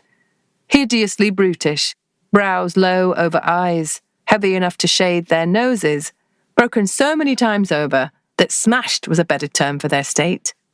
They, too, fidgeted. An ordinary bystander might think the movement's a result of a collective fear for souls, that a house of God was not their preferred location for a Saturday morning. But this was no ordinary house of God, and Adelaide was not an ordinary bystander. The priest continued, finding enough clarity to say something about hellfire, which Adelaide thought a bit much for a wedding, but perhaps he was attempting to turn the assembly to the light. Good luck to him. She shifted, just enough to see her father out of the corner of her eye, just enough to see that he was not watching the ceremony. Instead, he was staring over her head, past the priest, to the stained glass in the windows beyond. His meaty fingers tapped against his knee. His jaw worked as he chewed the side of his tongue. A tell that Adelaide had learned early meant she should find a way out of the room and fast. Squinting through her spectacles, she looked at his boots, still caked with muck from the rookery beyond. There, touching the heel of one, was the wooden handle of the club that was her father's preferred weapon. And that's when she realised that she wasn't going to be married that day. It was not to be a merger, but a conquest. Her father planned to kill her groom. She snapped her attention back to the priest, instinct taking over. There was a chalice on the altar behind him, likely made of pewter, though not heavy enough. No, she'd be better with a brass candlestick. The short one on the far side of the altar. She'd have to get there first, up 2 steps. Were candlesticks holy? Adelaide lowered her hand to her skirts, annoyance flaring. If she'd known she was going to have to fight, she would have protested this frock. She rolled one shoulder in the too tight dress. There was no way she would be able to swing that candlestick hard enough to do damage, and she needed to be able to do damage. What kind of animals turned a wedding into a turf war? And more importantly, what were they waiting for? If any here assembled... Adelaide rolled her eyes. Of course. No one liked theatre like a lifelong criminal, thinking himself a hero. Has reason for these two to not be joined in holy matrimony. Beside her, Scully shifted, his hand slipping beneath his coat, to where he no doubt had a blade holstered. Her father wasn't the only one out for blood that day. Oh, for God's sake, she muttered. The priest turned censorious eyes on her, as though no bride would ever consider speaking up at this moment. Speak now, or forever hold your peace. For a moment, silence fell, long and heavy. And for a heartbeat, Adelaide wondered if she was wrong. She held her breath as thunder boomed, filling the church, reverberating off the centuries-old stones. The war began. The assembly was on its feet, fists flying, blades unsheathing, a hat pin or two entering the fray, all punctuated by grunts and shrieks. Adelaide headed for the candlestick, nimble and quick as she'd ever been, as she'd been trained to be since she was 4 years old. And while she went, aiming for that brass prize, she did the other thing she'd been doing since she was 4 years old. She picked pockets. She was no fool, and knew that she might well be on her own after this brawl, with nothing but a stolen too-tight wedding dress and no coin. Years on the street had taught her to plan for the fight and prepare for the flight. She took 3 watches, one while ducking an impressive punch, and 2 purses heavy with coin, and shoved them up the tight sleeves of her gown on her way toward her goal. Lifting her 2 short skirts, she rushed up the steps past the priest, now tucked behind the altar, the safest place for a man of the cloth to hide, while his borrowed chapel became the stage for a bloody battle. A shout came from behind her, too close, and she looked back to find one of Scully's men reaching for her, red in the face. "Where are you going, girl?" He grabbed for the back of her gown, and the fabric stuck like skin, refusing him purchase. Adelaide increased her speed and grabbed the candlestick, immediately turning and using all the force she could muster to knock him back. "Nowhere with you!" He howled and grabbed her weapon, yanking her toward him in the moment before he lost consciousness.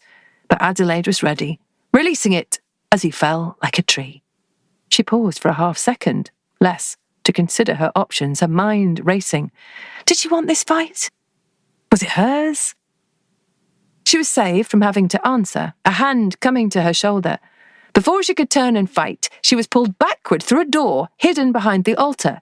It closed with a soft snick, the sound of the battle beyond fading away, muffled by wood and stone and distance and the infernal rain, pounding high on the lead-cased windows above.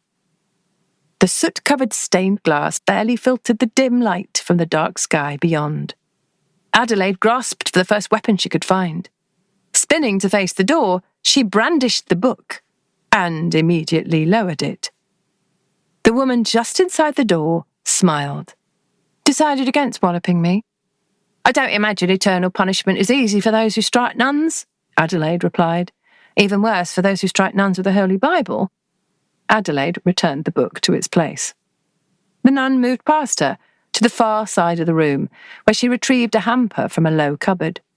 She set it on the table between them, next to the Bible, then stepped back from it.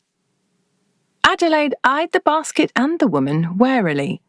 You ain't like no nun I've ever known. Have you known many nuns? She considered the question. She hadn't, but that wasn't the point. She pushed her spectacles up her nose. Who are you for? The woman's brows rose. Is that not clear? I mean, are you the bulls or the boys? The nun tilted her head. I could ask you the same question. Neither. Adelaide kept quiet. Imagine this, Adelaide Trumbull, the nun said, her blue gaze sharp and full of truth. What if I were for you? Adelaide lifted her chin. What if there was a third path, a better one? Impossible. There were no better paths for girls born in Lambeth, not even for the princesses born there, especially not for them. High above, Adelaide found the face of one of the stained glass figures and found herself envious of the shrouded woman's position, unidentifiable, unseen by all but a very few, unimportant. Rain pounded on the window, threatening to shatter the already cracked panes of blue glass that made the figure's body. A scream from beyond penetrated the quiet of the room. You need somewhere to put your loot, do you not? The nun, who did not seem so nunnish, indicated the hamper once more. Adelaide met the woman's eyes, the trio of pocket watches heavy and warm against her skin up her sleeve. What loot? The nun lifted a knowing brow. Adelaide approached the basket, uncertain of what it would reveal, and knowing that whatever it was would change her life, possibly not for the better. Though, to be honest, it could not get much worse. She lifted the lid to reveal a small portrait in a round silver frame. She looked to the woman watching her carefully from across the room. Me. So, you know what is within was for you all along. Adelaide considered the door and what was beyond it. You knew what he planned, she said. Her father, the battle beyond, the war that would come. A nod. You and who else? A little head tilt. That comes later. How do I know there is a later? How do you know there is a later out there? The nun made a fair point. Adelaide reached into the hamper and extracted a pile of clothing. Trousers, a peaked cap, a shirt and waistcoat and coat, a black umbrella. They'll be looking for a bride, the other woman explained, lifting a chin in the direction of the altar, where half of Lambeth's muscle no doubt turned the church stones red. One in a stolen frock. Adelaide didn't misunderstand. The clothing was a disguise, one that would never work in the long run, but would absolutely work for the next 30 minutes, for the next 30 yards once she opened the door and stepped into the rain. Except, there's nowhere to go, she said, shaking her head. Princesses didn't leave their kingdoms. Who were they without them? The nun nodded to the hamper. Are you sure? Adelaide peeked inside the now empty basket to find a small blue calling card at the bottom, thick and lush, the finest paper she'd ever seen, inked with a beautiful indigo bell. Though the rectangle was the size of a calling card, there was no name on it. Only that bell and an address in Mayfair. The bell, the address, and when she turned it over, the message. "It is time for you to disappear, Adelaide. Come and see me. Duchess." And like that, the third path rolled out before Adelaide, clean and clear and coveted. Turned out they were right. Rain made luck on a wedding day after all. Chapter 1. The South Bank. 5 years later. There were any number of words London might use to describe Adelaide Frampton. North of the river, in Hyde Park and on Bond Street and in Mayfair ballrooms, when people spoke of the bespectacled distant cousin to the Duchess of Treviscan, which was rare, they used words like plain. If pressed, they might add tall or perhaps ordinary. Certainly, spinster was not out of the realm of possibility for the 26-year-old woman who had absolutely no hope of prospects, what with her flame-red hair always tucked tightly beneath a pristine cap, and the way she wore her collars high and out of fashion, her frocks drab and her face common, without rouge or kohl. Barely seen, rarely heard, neither titled nor rich, never droll, lacking in charm or extraordinary skill, uninteresting, unassuming, unremarkable, and therefore unnoticeable, allowed into Mayfair thanks only to a faraway bloodline. South of the river, however, in warehouses and laundries and workhouses, in the rookeries and streets where Adelaide had been raised, not Adelaide Frampton, but Adelaide Trumbull, she was legend. Little girls across Lambeth would tuck into their beds at night, hungry for hope and the promise of a future, and their mothers and aunts and older sisters would whisper the stories of Addie Trumbull, the greatest nipper the South Bank had ever seen, fingers so fast she'd never once been caught, and a future so bright that she'd fought in the war that had merged the bulls and the boys, ensuring her father was king of both, before she'd left for a future beyond the coal clouds and the mud puddles and filth of Lambeth. Addie Trumbull, the story went, had left a princess and become a queen. Remarkable how legends grew without proof, even in places where the soil was salted and the fields lay fallow, especially in those places. It did not matter that Addie had never returned. Someone's cousin's friend's sister worked as a maid in the new Queen's Court and had seen Addie there. She was married to a good rich man and slept on goose down and wore silk frocks and ate off golden plates. Sleep well, little ones. If you are good and learn early to cut purses and move fast, you too might have a future like Addie Trumbull. Legend, myth, luminary, unimaginable. But like all gossip from north of the river, and all stories from south of it, the truth was a little of both and a lot of neither. And because of that, Adelaide remained a mystery in both places, which suited her quite well, as unnoticeable and unimaginable endowed her equally with the only quality she cared to have, invisibility. And so, here is the truth. Adelaide Frampton was the greatest thief London never saw. Her invisibility was on full display on that particular October afternoon in 1839, when, as the autumn sun crept low across the sky, she entered the warehouse that acted as the official headquarters of London's largest gang of muscle for hire, Alfred Trumbull's Bully Boys. The crew had been renamed in the wake of their violent merger on her failed wedding day with a portmanteau devised by her father, a man who knew well how an inexpensive gift could bring bad men to a cause. It had been 5 years since Adelaide had seen the inside of the warehouse, 5 years since she'd left Lambeth and begun a new life across the river. But she remembered the place as though no time had passed at all. It remained full to the brim with the gang's stolen goods, booze and jewels, silks and sterling, and a collection of firearms that should have blown them all up by now, considering the group's notorious lack of sense. Wearing a high-collared, trim-fitting navy coat over a dark shirt and drab skirts, Adelaide made her way through the building. The clothes, along with the unadorned grey cap that hid her hair, were designed for ease of movement during just this kind of activity, ensuring that when she tucked into shadows or ducked behind crates of contraband, she disappeared. 3 separate patrols stayed her passage to the top floor, where her father's office sat empty. Alfie Trumbull took tea every afternoon at 4 o'clock at the Wild Pheasant, a bordello he owned in the shadow of Lambeth Palace. The location of the place, mere yards from where the Archbishop of Canterbury laid his head, was no doubt part of its charm for Alfie, who had always thought himself the highest of beings.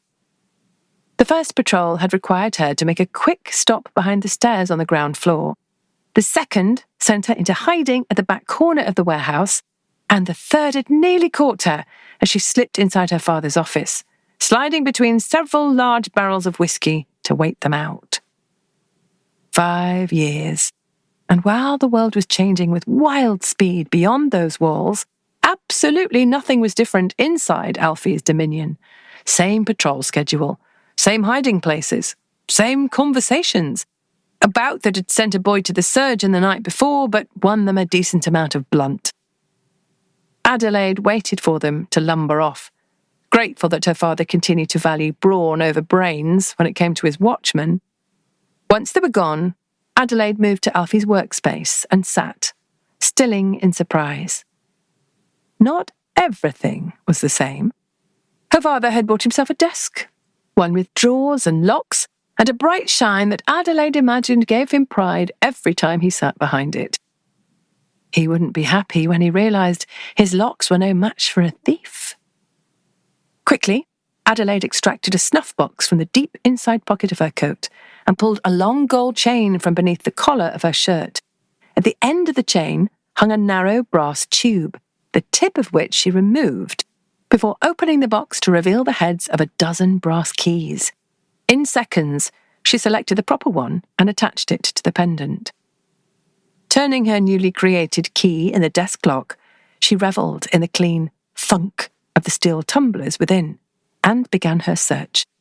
She did not find what she was looking for in the first 2 drawers, nor was it in the deep locked drawer at the bottom of the heavy desk.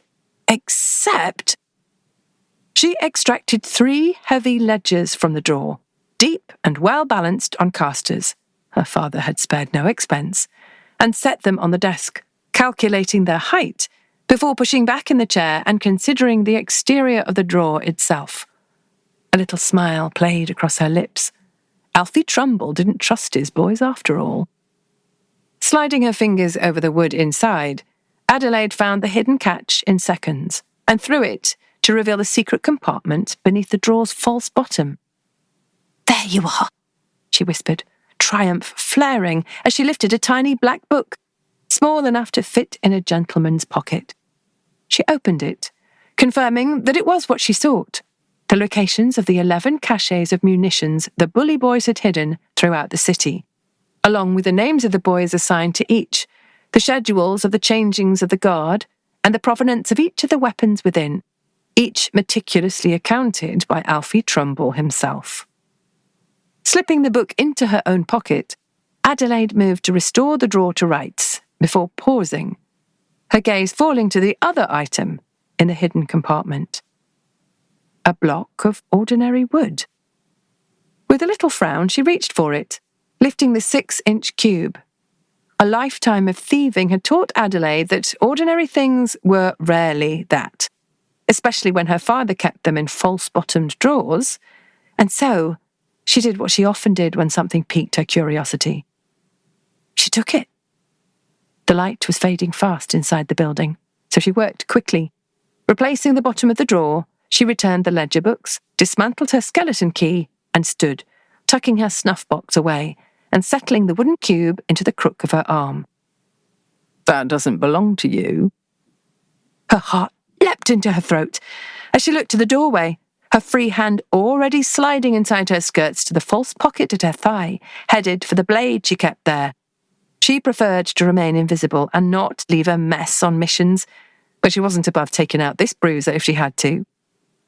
He was the opposite of invisible, tall and lean, standing in the shadows just inside the office door, peaked cap pulled low over his brow, doing absolutely nothing to hide the sharp lines of his handsome face, a long straight nose, and an angled jaw that appeared to have been honed by the best of bladesmiths. This was not one of her father's bruises. Even if she hadn't been able to hear it in his proper voice, or see it in the way he held himself, as though it had never occurred to him that he did not belong in a place, even a dark warehouse owned by a hardened criminal, even if he didn't look as though he'd spent his youth learning to fence instead of fight, it was the nose that gave it away.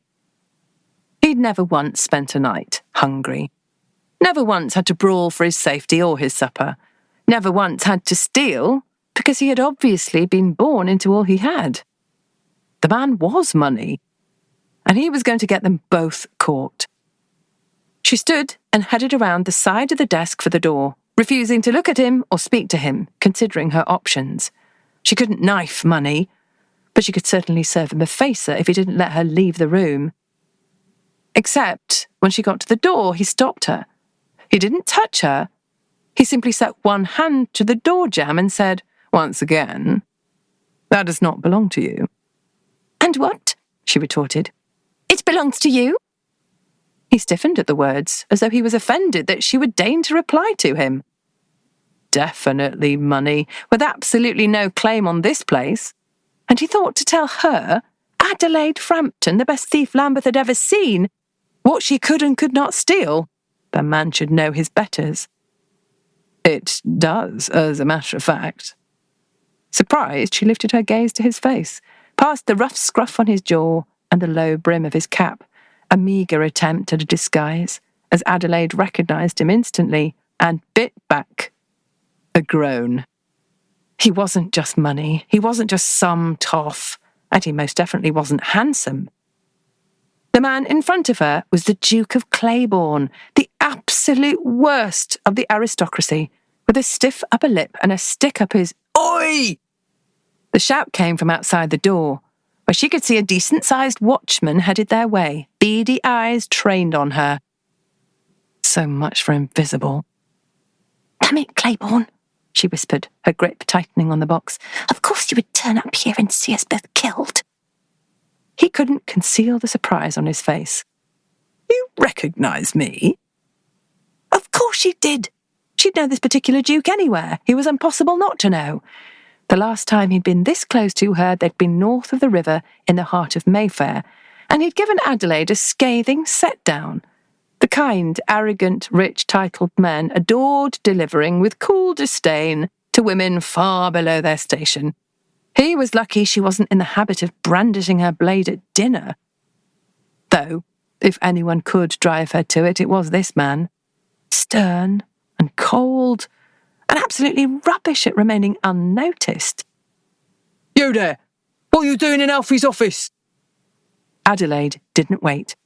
Instead, she took off, ducking under his arm and flying down the hallway away from the guard. "Shit, boys! It's intruders up here!" "Like you," she said, before flying down the stairs to the first floor of the warehouse, calculating that she had less than a minute to get herself lost in the shadows. If she could get herself to the far end of the building, where the large door stood open to the fast-darkening street, she might be able to disappear. Except she wasn't alone. The Duke of Claiborne was matching her move for move, light on his feet and faster than she would have thought a man of his size would be, but no less difficult to hide. This was not her problem. She tossed him a look. "Get gone, Duke!" "Not a chance." With an irritated sigh, Adelaide checked behind her as they exited the stairwell. Their original pursuer halfway down the stairs from above, and 3 others coming up from below. Biting back a curse, she headed down a long row of stacked crates, as far as she dared before tucking herself behind one. He slid in beside her, barely there a moment before he inhaled, clearly planning to speak. Adelaide covered his mouth with her hand, the scruff of his day-old beard rough soft against her fingers. Not that she was interested in how he felt against her fingers. If the fire in his blue gaze was any indication, he wasn't interested in that either. He was annoyed, no doubt, that she was taking charge. Well, he'd have to get used to it if he wanted out of here unscathed. She shook her head. and pointed to beyond the stack of crates, where two of Alfie Trumble's guards thoroughly searched the passageway. Leaning in, she whispered close to his ear, barely a sound. "Can you fight?" As she hadn't removed her hand from his lips, he raised a superior brow in reply. His offended answer clear as a bell. "Of course I can fight." He likely couldn't fight worth a damn. Aristocrats were generally useless, but there wasn't a choice. Adelaide hadn't been caught in 16 years, and she wasn't about to start now. The men approached. Releasing him, she shifted silently on the balls of her feet and reached beneath her skirts, slipping her blade from the sheath inside her boot with one hand, clutching the wooden cube in the other. She put a shoulder to the stack of crates that shielded them. 5 yards. He shifted with her, matching her stance, facing her, his shoulder to the rough-hewn wood. 2. The leather of his gloves creaked as his fingers curved into fists. He'd need them. What they were about to do would bring every guard in the place. 1. With a prayer that he could indeed fight, she nodded once, twice. "Now," he mouthed. As one, they pushed, knocking the tower of boxes toward the pair of bruisers that were nearly on top of them. Twin shouts were punctuated with an ear-splitting crash, but Adelaide didn't stay to look at their handiwork. Instead, she ran, getting nearly as far as the skeleton stairs at the front of the warehouse, the ones that led to the streets outside and freedom. Claiborne was on her heels, and though she did not look back, no time, she did call back to him, "This is no place for a duke." "Ideal place for a lady, is it?" he retorted. She wasn't a lady, but she didn't correct him, telling herself that it was because she was too busy tearing down the stairs. She headed for the door, where 2 guards were waiting. Without hesitating, she clocked one in the head with a wood block. "I was doing just fine before you turned up." She ducked as the other man swung a ham-sized fist at her head. She heard it connect with a heavy thwack, and something she didn't care for had her turning back to see what had happened. Claiborne had caught the blow in one large hand. "That wasn't very gentlemanly," he said, all calm, the thug's eyes going wide at the words, "and you're lucky you didn't strike her." He punctuated the words with an excellent facer, dropping the villain to his knees. Her eyes went wide in surprise as she stared at the unconscious man. "What if he had struck me?" When the Duke did not reply, she added, "So you can fight?" He tossed her another irritated look. "I don't lie." Of course he took offence to that. Honestly, it was surprising the whole of the South Bank hadn't gone up in flames when the Duke of Claiborne arrived like the angel of judgment. She'd barely had time to roll her eyes at him before they were off again, out of the warehouse and into the street beyond. Adelaide quickly ducking behind a pile of rubbish and slipping her knife back into the pocket of her skirts, where a scabbard was fastened tight at her thigh. Claiborne watched her, and she ignored the heat that somehow came from his cool gaze. "The Duchess of Treviscan's cousin, are you?" She hid the surprise that flared when he identified her. For a woman who was practiced at remaining unnoticed and invisible, the Duke of Claiborne's undivided focus proved unnerving, especially since it was clear her secret was out, and he was fully capable of returning to Mayfair and telling the whole of London that she was nothing close to an aristocrat's cousin. Still, Adelaide brazened it through. "What? You don't have remarkable fruit on the family tree?" He watched her for a moment and then said, "None so remarkable as you." Oh. She'd return to those 5 words at a later time. But now Adelaide had somewhere to be. "This is as far as I take you, Duke. They won't come for an aristocrat in daylight, but you'd best hurry if you want to avoid meeting Lambeth's finest." Before he could reply, she was off, disappeared into the afternoon throngs, knowing that if she were caught, there would be no quarter. For Adelaide Frampton, née Trumbull, daylight in Lambeth was cold comfort, as her father and the bully boys ran all of the South Bank, and she would find no help anywhere here. Not because she didn't have supporters, but because they lacked the strength to go up against London's largest gang of street thugs. She understood that truth intimately. She'd only gained the strength to fight the bully boys once she'd left the muck of Lambeth, so she didn't blame those who had no means to do the same. Within minutes, the felled brutes in the warehouse would turn into 6 outside, so Adelaide turned north, aiming to disappear into the narrow labyrinthine streets of the South Bank, the maze she'd learned before she'd learned her own name. Unfortunately, her pursuers had received the same lessons. She'd made 6 turns before she was trapped, somewhere between St. George's Circus and Newcut. One of Alfie's men stood, like a silent, massive sentry on one end, and 2 more approached, blades out from behind. The big one tilted his chin at the cube beneath Adelaide's arm. "You've taken something that don't belong to you, girl." She touched a hand to her cap, hoping it would keep her from being recognised. 5 years away didn't make a new face and didn't change the colour of one's hair. "More than one thing, but who's counting?" his companion growled. Adelaide would wager all she had that these 2 had no idea what she carried. She had no idea herself, and she was surely the cleverest of the assembly. Before she could say as much, however, the brute behind her spoke. "Sit it down, girl, and no one gets hurt." She definitely wasn't giving it back now. Adelaide extracted her watch, checking the time. Damn, she was going to be late. "I think that if I set this down, someone will absolutely get hurt." He grinned, showing several missing teeth, no doubt knocked out. "Why not try it and see?" The trio closed in on her, their lack of hesitation leaving little time for a body to calculate its next move, but Adelaide was no ordinary foe. Within seconds, she knew how hard she would have to swing to knock out teeth, how long it would take for the others to reach her, and what she'd have to do to bring them down. Angles were measured, force calculated, timing predicted. She lowered herself to one knee, set the oak cube to the ground. "That's it, love," Teeth said, closer now. Her hand moved, searching for the false pocket in her skirts, aiming for the blade strapped to her thigh, and then... "Hang on," he said softly, the tone shifting, no longer full of disdain and loathing, now full of something else, something far more dangerous. Recognition. He began, but before he could finish the thought, all hell broke loose.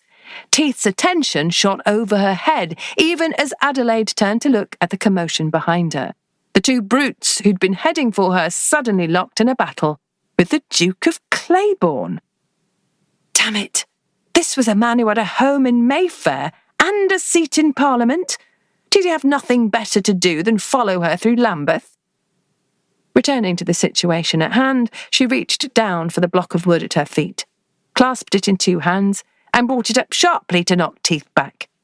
Adelaide was running before he cracked his head against the cobblestones. A shout sounded behind her. She shouldn't look. She hadn't asked Claiborne to get involved. She certainly didn't require a protector. This would serve him right. That, and she had to get out of there before someone else recognised her. She looked, anyway, just in time to see one of the bully boys land a heavy blow to the Duke of Claiborne's face. He came back swinging like his life depended on it. And it did, she supposed. Her father's men were not known for mercy. The Duke held his own, however, landing a tight jab and another, sending one of his opponents to his knees before turning to the other, throwing a wicked uppercut, knocking the man off balance and straight back into the closest wall, to sink slowly toward the ground. Adelaide watched until the body slumped over, then turned her attention to Claiborne. Impressive.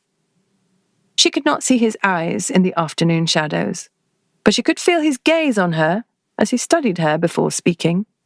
The words so even and deep, one would never know he'd been in an alleyway brawl moments earlier. "You're welcome." Ever the arrogant bastard? Her gaze narrowed on him. "Was I to have thanked you?" "Yes." A muscle flickered in his jaw. as he stepped over one of his foes, his movements long and graceful. Not that Adelaide noticed. At all. For what? He waved at the ground. Is it unclear? She considered the men writhing at his feet. Ah, I am to thank you for your tribute, as though you are a cat and you have delivered a fat rat to my kitchen door. I thought you might thank me for saving your pretty... Her eyes went wide as he cut himself off. Why, Your Grace, were you about to use foul language? He scowled at her. I confess, you tempt me. She'd liked to tempt him. Now, where had that come from? He extended a hand toward her. My box, please. So it was a box, of course it was. She looked down at it, turning it over in her hands as she backed toward the exit to the alleyway, stepping gingerly over the prone body of her own opponent, putting distance between them. What's in it? His lips flattened into a thin line, and she ignored the way she noticed. Nothing of import. Alfie Trumbull thought it was important enough to steal it. Alfie Trumbull thought it was worth enough money to steal it. Except Alfie didn't like robbery. He didn't think it was worth the risk compared to broader, more lucrative crimes.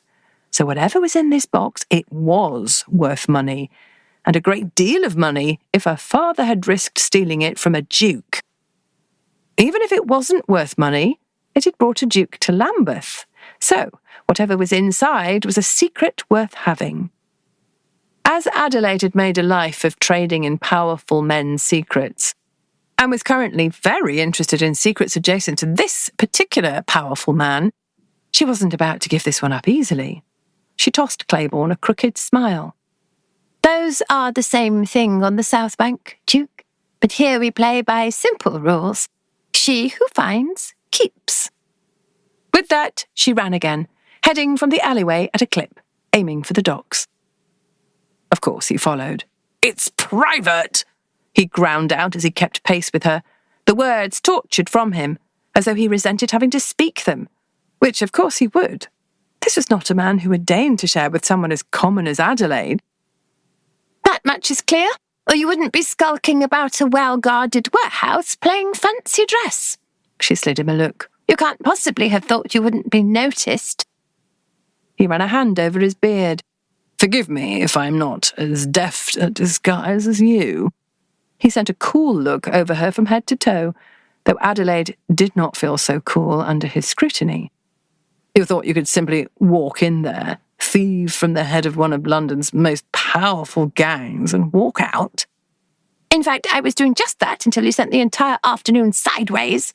I was protecting you, he growled, matching her annoyance with his own. Something thrummed through her at the words, stern and direct, and she found herself wondering when she'd last encountered a man's protective instincts. In her experience, men left her to her own devices. She wasn't sure how the alternative felt, honestly. Strange. Warm. Not that she would ever admit it. Really? And how's that gone? Protecting me? Did you fail to notice that I brought down several men big as houses, or do you require new spectacles? Adelaide adjusted the eyewear in question higher upon her nose and made a right turn, then a quick left, sliding into another alleyway. My eyesight is impeccable. She was tiring. Skirts were heavy and unwieldy, yet another way the world kept women back. One hand fell to her waist, where wide silk ribbons tucked in at her waist. He followed, keeping pace with ease. And what? You were going to take on a warehouse full of bruisers after stealing from them? He nodded to the cube in the crook of her elbow. Poor choice of weapon. She had to get away from him. He saw too much, asked too much. She should give him the box and cut him loose. It was what he wanted, and it wasn't as though she needed it. She'd only taken it because it intrigued her. The problem was, now that she knew it belonged to him, it intrigued her even more. Which was as irritating as he was, frankly. She tucked the box under her arm and increased her speed. A girl must make do in this modern age. So sorry, Duke, but I have somewhere to be and I do not have time for you. With a tug, She pulled the final fastening at the waist of her drab grey skirts, the fabric flying out behind her, revealing a pair of slim navy trousers adorned with a thigh holster for her blade and tall leather boots, releasing her to unencumbered speed. He made a sound of utter surprise behind her, and she dearly wished she could turn to see the shock on his stern face. Resisting the urge, Adelaide slipped into the narrow gap ahead, grateful for the element of surprise and the additional speed the loss of her skirts had provided. She had gained enough ground to topple a pile of barrels and leave her gentleman scoundrel behind. Not her gentleman scoundrel. She wanted nothing to do with him. His curse followed her, but he did not. Triumphant, Adelaide burst from the dim light into the late afternoon sun of the Thames, hard at work, tide high and packed with boats and people hurrying to and fro to complete their work before dark. She looked upriver, relieved. She'd make her appointment after all.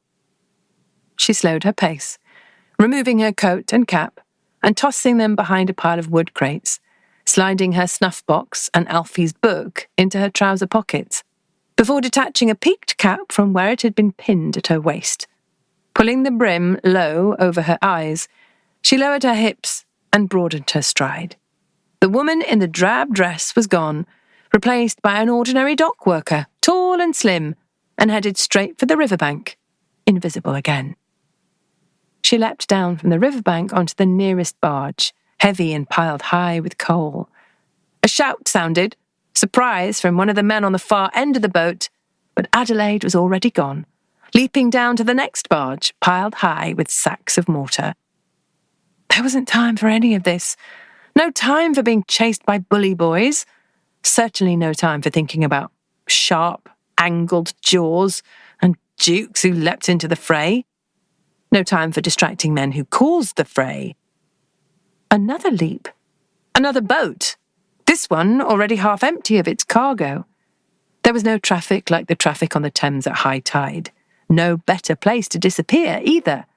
Adelaide had learned that young. She tucked herself behind a high tower of crates and consulted her watch before looking upriver. The flat-bottomed barge bobbed and swayed as someone landed on the deck. Adelaide stilled, slipping her blade from the strap at her thigh and setting her cargo to the ground. Damn it! For a lifetime she'd been able to disappear in a crowd, and suddenly the skill was gone.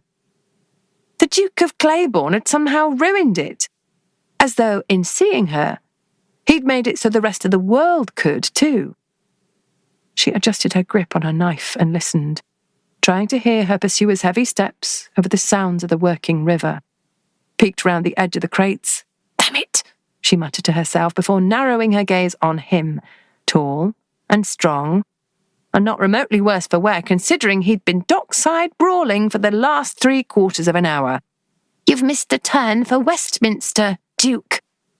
He said, the noise low in his throat and rather delicious, if Adelaide were telling the truth. She shouldn't like it. He was the Duke of Claiborne. She'd spent a year not liking him.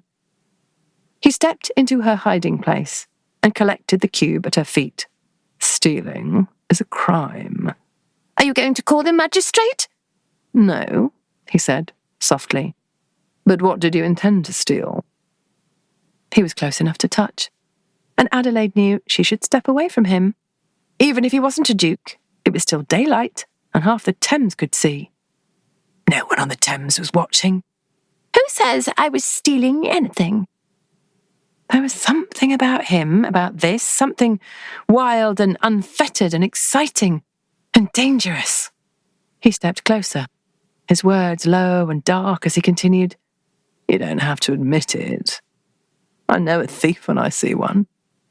He reached for her, and she held her breath, wondering where he'd touch her, what the leather of his glove would feel like on her skin.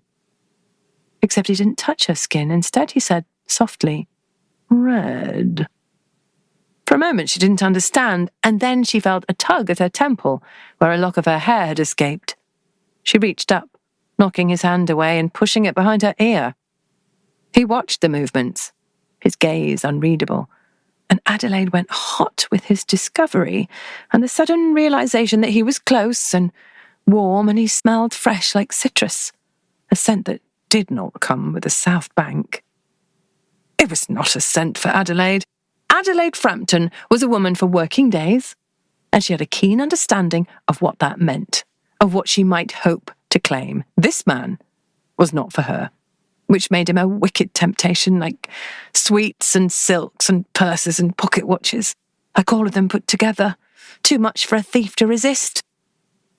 So she tilted her face up to his and stole him. For a moment, a heartbeat, intending to give him back. Except it wasn't a heartbeat. Oh, it might have been, when he froze, stiffening the moment her lips touched his. He sucked in a breath, her breath, and she wondered if she'd made a mistake, wondered if he might clasp her by the arms and push her away. She wouldn't have been surprised. Kissing in full view of London was not for Adelaide Frampton, a noticeable plain Jane, nor was it for Addie Trumbull, an imaginable legend. Except when he set one hand to her, holding tight to the wooden cube with the other, he didn't push her away. Oh, for a moment she felt the hesitation in his grasp as though he considered it, but then he took over. His strong arm came around her back, securing her against him as he lifted a hand to her face, gloved thumb brushing along the line of her jaw, then stroking up over her cheek as he took her in hand, tilting her to gain better access to her mouth. Suddenly it seemed very much that he was the thief, and she the prize. And there, on the banks of the River Thames, for all of working London to see, Adelaide let him thieve, giving herself up to this kiss she had started and he had joined, like none she'd ever experienced. This stern, unyielding man kissed like a practiced and superior scoundrel. Not that Adelaide complained. Instead, she pressed closer, one hand coming to his chest, warm and broader than it seemed in the waistcoat and shirt sleeves he wore. She sighed at the feel of his breath, at the heavy scruff of beard that roughened his sharp jawline, at his lips, delivering on the temptation they'd promised. He took advantage of that sigh, thankfully, stroking his tongue over her open lips, sucking her bottom lip between his own, worrying it with his teeth before soothing it with his tongue and licking into her. Just once, like he knew he shouldn't, like he couldn't resist. Just as Adelaide knew she shouldn't, just as Adelaide couldn't resist. Daylight be damned, docks be damned, Duke be damned. A bell rang in the distance. Damn! She pulled away at the sound, and a growl of displeasure sounded deep in his chest as he chased her lips for a heartbeat, as though her retreat had been a mistake. It certainly felt like one. Because suddenly, he did not seem so much a duke. Perhaps it was the sunset, the way the light had gilded the entire river, stealing away reality and leaving nothing but this man, who was somehow far beyond the starched, unpleasant duke, tall and impossibly handsome and kissed like he never intended to stop, which would have been more than fine with her. Adelaide adjusted her spectacles, knocked askew by their embrace, and wondered if she was going mad, because it was on the tip of her tongue to suggest he not stop when he said, "I shouldn't have done that." The light shifted, and reality returned, along with the unpleasant confirmation of what Adelaide had always known, that she was Adelaide Frampton and he was the Duke of Claiborne, and whatever this was, it was an enormous mistake for both of them, one that, if discovered by Mayfair, would ruin more than Adelaide's prospects for dinner invitations. Luckily, she had a clear path to keeping the man quiet. She ran her fingertips over his lips, liking the way his eyes closed at the touch, his dark lashes impossibly long. "No," she said softly, almost sad. "You shouldn't have." And then she stepped from his embrace, her hand running along the corded muscles of his forearm to the wooden curiosity in his hands, the one she'd already stolen and was therefore by rights hers. taking advantage of his surprise, she reclaimed it and turned for the edge of the barge, the dark, churning waters of the Thames threatening several yards below. Even without skirts, the river would take her away. "What?" His question faded into a harsh shout as she leapt. "No, Adelaide!" She landed on the deck of the small riverboat as he shouted the last.